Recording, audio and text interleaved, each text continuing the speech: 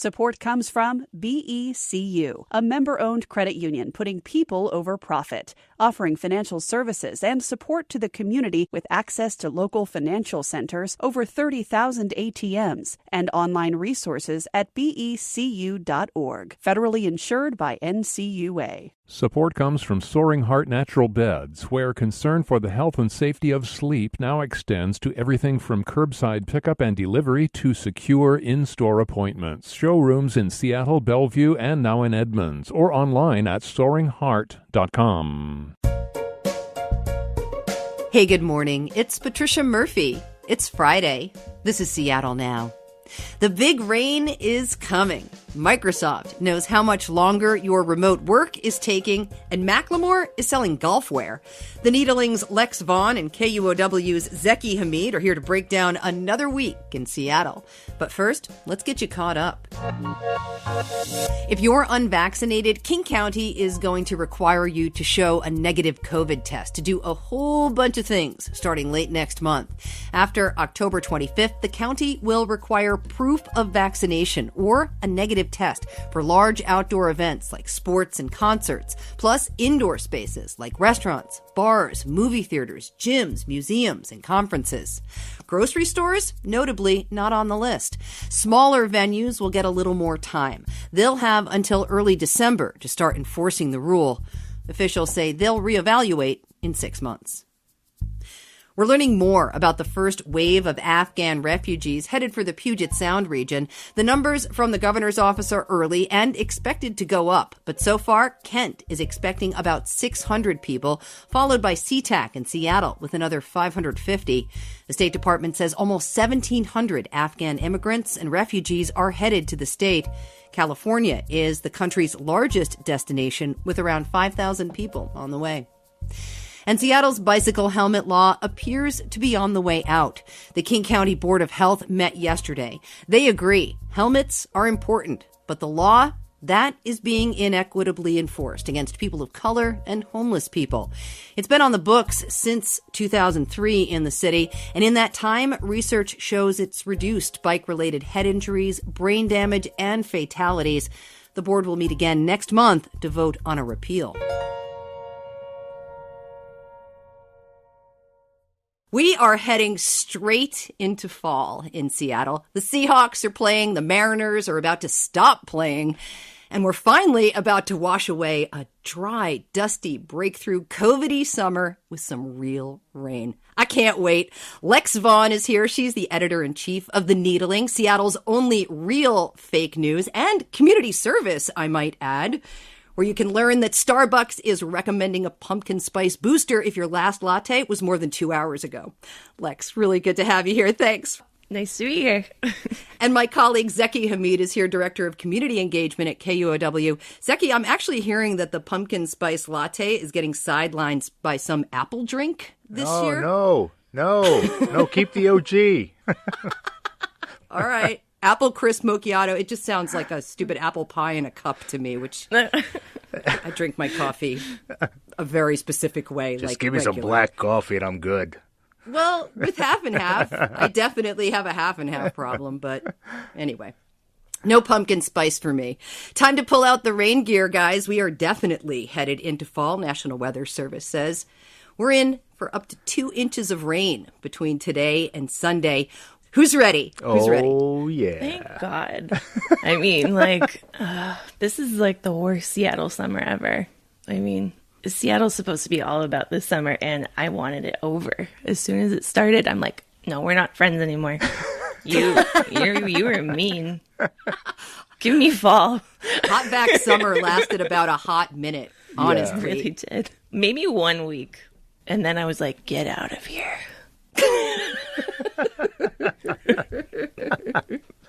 Oh no, bring on the fire and the fireplace. Give me the cozy sweaters, give me the rain. Goodbye, sun. I'm done. I'm ready for it. I even bought a nice little raincoat for our dog, so here we go. We're ready to go. And you know what'll happen, right? In February, we will all turn around and be like, summer. We need summer. It's dark at 3:00 again. I don't know, man. I think I've got a new appreciation for the colder months after this summer.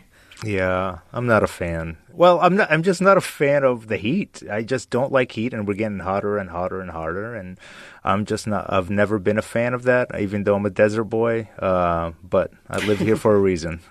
And it's not those the 100-degree summer. days, back-to-back 100-degree days, did not speak to you, Zaki. No, I was so excited about fall that I'm usually not a Starbucks girl at all. But I saw so many people posting about the PSL that I was like, you know what? I want to be desperate for a new season too. I think you should go back to Starbucks every now and then just to further appreciate independent coffee shops. Yes. All right, what else is going on this week? Microsoft, very into studying its workforce. And this week, the company revealed the length of the average work week within the company increased by about 10% since they went to remote work, which doesn't surprise me at all.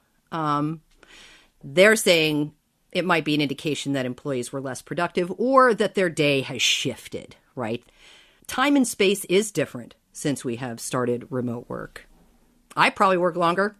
Yeah, I mean, it definitely depends on, the kind of work we're talking about. But I love that this last year, one of the only good things, one of the small amount of good things that happened is like this better conversation about what a normal work week should look like. Like, does it really have to be 40 hours? In addition to it, does it have to be in an office? Does it have to be 40 hours? Because when you look at the science of how a human brain works, when they're doing kind of like creative work or more like of a set at a computer type work, thinking work, 40 hours a week doesn't necessarily get you more productivity. Right. We have to get better at what we're doing, though. And what I mean by that is there are so many things that were different in the past year and a half, 2 years, something like that. And I don't think we fully adjusted to it or really figured out how to do this in a way that not only gets us more productive, but also to kind of nurture these relationships. I think that collegiality has taken a dip. I think kindness has taken a dip. I just notice it kind of sprinkled out through these Zoom meetings and such. Oh. And I think just being apart is, that kind of distance plays a part in that. So we haven't figured that out yet. I just think we have some work to do. But there's certain things that I do miss about what used to be. I miss the bullpen a little bit with the reporters. I really miss talking with my fellow reporters. That was one of the best parts of my day. But honestly, my quality of life is so much better working from home. I cannot deny it. Yeah. I hope to see more, work arrangements where it's like, I think it is hard to replace just like in-person meeting your actual colleagues face to face. I mean, that's an important part of the relationship. But does it have to be 40 hours a week of you all in the same building? Does it have I don't to think be? that's ever going to happen again. I don't think amazing. that's ever going to happen again. And you're right, Lex. I think that it would never have happened except for the pandemic. We would never have gotten here. Yeah. Yeah, because this kind of experimentation would have never happened without a pandemic. Totally. We would have never had permission to do it. I have another theory, though. You know how it's like during the pandemic, it was kind of a test of how good people's romantic relationships were? It's like either they got better or they blew up. And I think the same is probably a little bit true for a lot of work environments. It's like if people aren't coming back to the office, it's, they never really liked it. So maybe do something with that. People who like their office want to come back. Right. Zeki. Speaking of blowing up the work environment, Macklemore is trading the recording studio apparently for the golf course, and now he's a golf wear designer. That's such a bad I don't idea. know. That is just ugly as sin. Like all of his wardrobe. I like his music. I really do. I love the music. He's a hometown boy, so I gotta love him for that.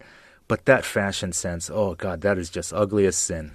Like, just step away, Macklemore. I actually don't think that's the problem with this. Because I admit, when I first found out about his line, I think earlier this year, I checked it out. And I mean, I think for what's in fashion right now, I think they did a good job making like an interesting look. First of all, let's just get real. It doesn't take much to level up golf wardrobe. It doesn't take much to make that much better. When I think of men, old, rich men, like out there in their polo shirts, it's like, I'm not thinking, high fashion. I think actually, like, they did a really good line. But the awkward part is that Macklemore kind of got famous for being a thrift shop guy. And if you look at the prices of these clothes, they're not $80 that affordable. For a polo. $80 for a polo. Yeah, so I think that's the awkward part, especially because this weekend they're opening up a retail shop for that clothing line on Capitol Hill. Yeah. And it's like, man, you have a whole song. Like, what are your most famous? Like, the thing that propelled you was a song about shopping at the thrift shop. And not, you don't need that designer label. You don't need to spend a chunk of change. But it's also maybe just a sign of, like, growing up. I don't know. This last weekend, I went to my first comedy event in a long time at Laughs. And Dustin Nickerson had this joke about how, like, thrift shop clothes make you look kind of cool and unique in your 20s. And as soon as you enter your 30s, people are just like, oh, no, are you okay? How's it going? It's like, oh, I can't do this anymore. So maybe Macklemore just, had that realization, like, oh, even I can't make thrift shop clothes look cool anymore. I gotta move on. Oh my gosh.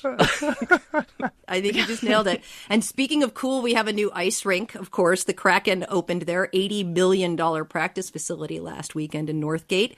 Training camp starts next week. The traffic has already started. The Kraken Community Iceplex is backing up Fifth Ave in Northgate already. I'm psyched. I got my skates. You gonna go skating? Yeah. Oh, yeah. Nice. Yeah. Nice. They have midday sessions. I'm like, I've never been on ice teenagers at before. School? What? Where am I? I'm from Jordan. There's no ice. Oh, there. right. Yeah, no, it's but I've never been. It looks nice. One of my first memories of ice skating was like some middle school field trip where I ice skated for the first time, and I thought I had the hang of it, but then I had no idea how to stop. And I just kept on going in circles, going like, I can't stop. And all my friends are just like, she can't stop. Just laughing from the sidelines. And then one of the nerdiest, dorkiest guys in the class just came out and held my hand and slowed me down. Like, oh my God. Oh, I have so much more respect for you. Nice. I'll never bully you again. We are leaving it there for today. Thanks to our guests, Lex Vaughn, Editor-in-Chief of the Needling and Zaki Hamid, Director of Community Engagement at KUOW. Thanks, you two. Good to be with you. That was fun. Thanks. Have a great weekend. You too. That's all for today. If you enjoyed the show, tell a friend about us. Very easy to share an episode. You can do it right from your phone. Jason Pagano produced today's show. Our production team is Caroline Chamberlain Gomez, Clare McGrane, Jenny Cecil Moore, and Diana Opong. Matt Jorgensen does our theme music. I'm Patricia Murphy. Have a great weekend.